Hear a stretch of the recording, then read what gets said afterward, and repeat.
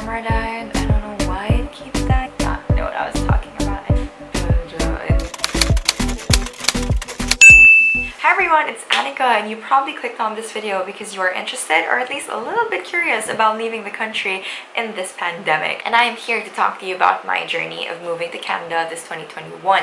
So right now I am chilling at home in quarantine before my flight, and I was thinking of, starting this video just to like help people out, because a lot of people have been asking me, how do you do it? It was so fast, or like, we want to do it too. Please help us, please help us. So this is for you guys, and this is also for everyone else. I hope that this will be a little bit helpful, and if you have any questions, feel free to comment down below. I would love to help any other Filipino out. To get started, I guess I have to talk about how I got started. It was around August in 2020 where my mom just randomly pulled me and my brother up and was like, I think we need to migrate. It was very surprising for us to hear that from her. She always knew about my plans. So me and my best friends, we love traveling. I say that as if I've traveled to so many countries, but I mean, I just love leaving the country. So she knows about our plans, like me and my best friends, that eventually we want to study abroad and, work abroad. I wasn't planning to do that until I was like, 28 or 29, because I wanted to save money for that whole part of my life. And right now, I don't have any money at all.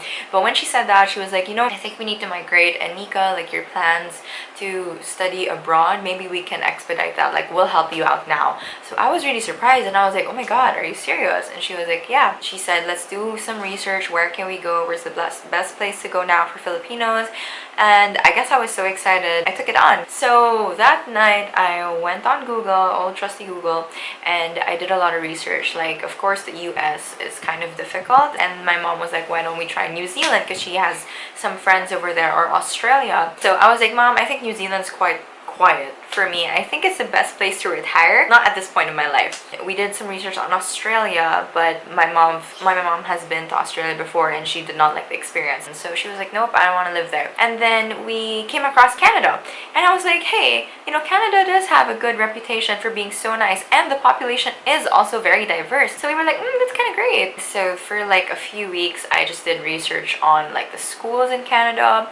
I did some research on the programs available in Canada. What province do I want to go to? Because apparently, like, Canada has a lot of provinces. So you have British Columbia, you have Alberta, you have Saskatchewan, I don't know if I pronounced that right, you have, I don't know anymore. See, I'm not that great at it yet. I'm like really bad at geography. So anyway, they have a lot of provinces. So apparently Alberta has the highest minimum wage so far, and also Alberta is in a very good state now where it's like kind of making vuelo to, prosper economically. Oh, those birds are so annoying. Anyway, we did that, and my family decided on Alberta because like Toronto, Vancouver, all the big cities, they're quite congested already, and like everyone's going there. I also got in contact with an agency, so they're called IDP.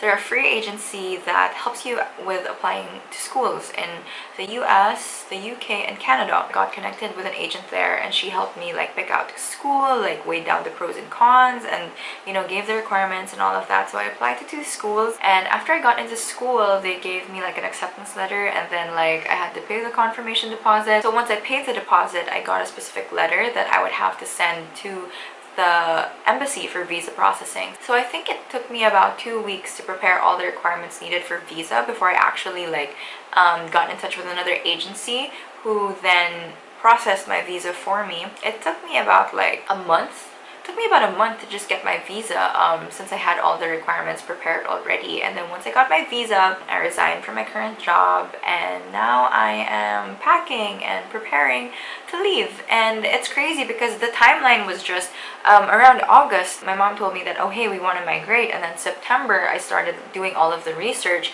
and then I think mid-November I finally sent in the applications to the schools, and then around end December I got the acceptance. Around mid-January I started fixing the requirements, and I finally submitted my visa around early February. I got my visa early April, so there was some delay because I had personal issues because of work, a lot of work stuff. So basically the specific time that the embassy used to process my visa was just about a month, if I didn't have all of those breaks for work. So I got it around early April, and then my last day with my job was June 15, and I am flying on August 3. Yeah, it was very fast. It was very easy actually, and very smooth. My mom said, you know, it's quite surprising how you have such a smooth process, because like we've had other friends like who are trying to go to Australia or the UK, and there's like so many issues. But with Canada now, they're very lenient and they're very understanding with the whole COVID situation, so they're very helpful and they process things very quickly. And honestly, like my agent just told me the other night that this is the best time to migrate to Canada, because their rules are just so much more lenient compared to how it was for the previous years. So if you are looking for a sign to migrate to Canada, this is it. This is it. This is the best time ever, because my agent said that once Canada has reached, I don't know, quota, I guess, or once the pandemic like really ends, they're gonna go back to their old ways where it's quite difficult. I mean, I've been telling all my friends also who are in the process of migrating that you should consider Canada right now. And to give like a little background of why we wanted to migrate, I feel like the pandemic has definitely opened my mom's eyes to what our country is going through right now. I mean,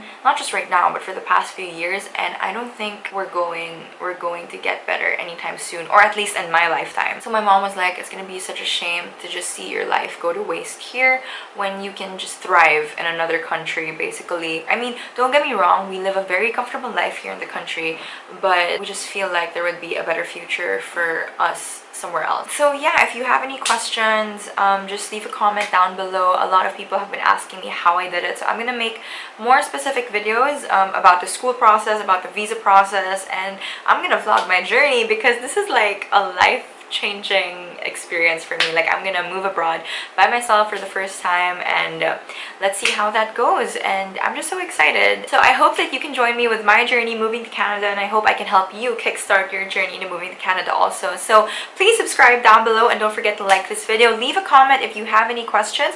I guess I'll be posting the next videos in the next week, I guess, that are more specific. If there's anything you want me to discuss, please leave them down below so I can address them in the next video. So thank you so much for watching. Yeah, see you again soon.